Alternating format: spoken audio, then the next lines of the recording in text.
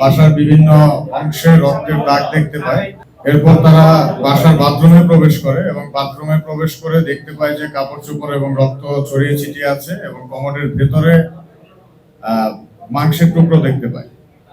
এর পরবর্তীতে বাসা খুঁজতে যেয়ে তারা খাটের নিচে খুঁজে পায় যে একটি মানুষের পায়ের অংশটুকু রয়েছে।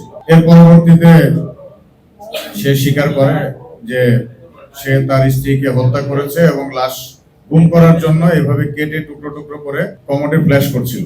সে দাবি করেছে যে তার স্ত্রীর নাকি পরকীয়ার সম্পর্ক ছিল, এটা তার দাবি, তদন্তে বিস্তারিত জানা যাবে।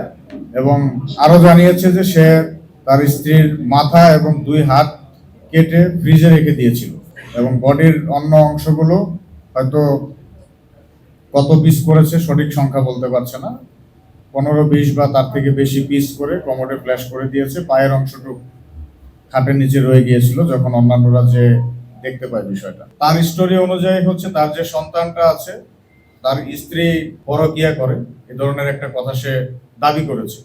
যেহেতু আমরা জানি না, নিশ্চিত হয়ে বলতে পারছি না, এর প্রেক্ষিতে সে তার সন্তানকে তার মায়ের কাছে পাঠিয়ে দিয়েছে এবং তাদের মধ্যে বেশ দীর্ঘদিন যাবৎ দাম্পত্য কলহ এবং পারিবারিক কলহ বিরাজমান ছিল। সে বলছে যে তার স্ত্রী নাকি সুইসাইড করেছে এবং পরবর্তীতে সে ভয় পেয়ে যে তাকে কেটে টুকরো টুকরো করে গুম করার চেষ্টা করেছে, এই ধরনের একটা দাবি সে করেছে, যেটা আপাত দৃষ্টিতে আমাদের কাছে গ্রহণযোগ্য মনে হচ্ছে না।